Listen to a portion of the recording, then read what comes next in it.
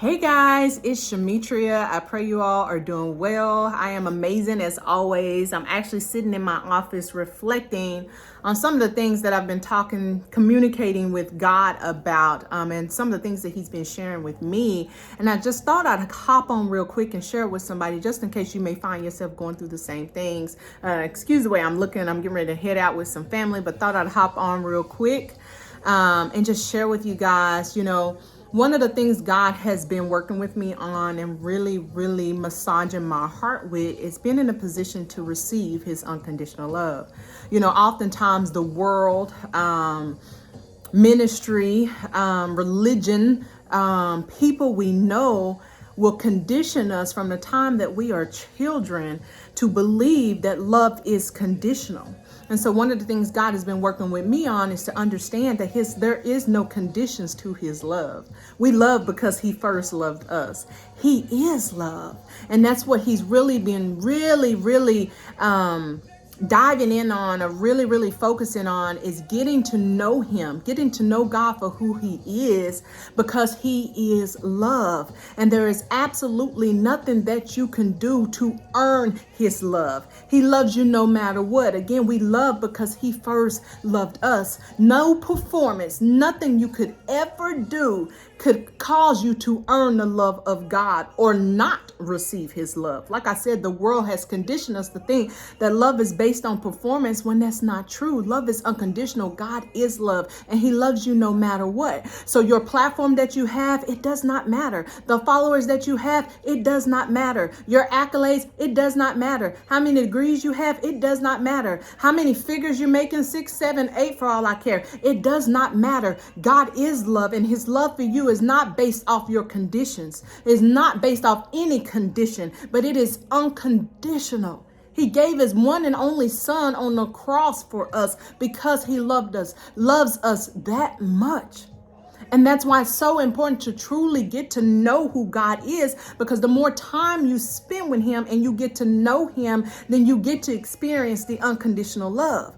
It's like being in a relationship. You can't marry a man and marry a woman and not spend time with them, not communicate with them and get to know them. Otherwise, you won't know who you're dealing with. You won't know who you're married to. And it's the same with God. He loves us unconditionally. Even if you look at it from a parent standpoint. I love my daughters no matter what.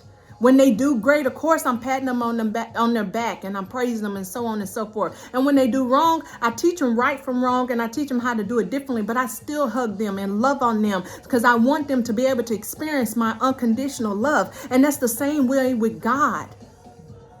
Nothing you can do can separate you from the love of God. No matter if you do it in a great way or no matter if you do it in a horrible way. He still loves you.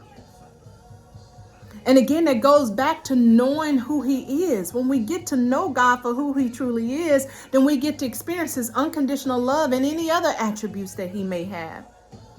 So I don't know who needed to hear this, but I know oftentimes we can find ourselves in situations, in certain groups, around certain individuals. And when we don't perform to their standards or how they want us to be, then we end up experiencing some type of abandonment or some type of rejection.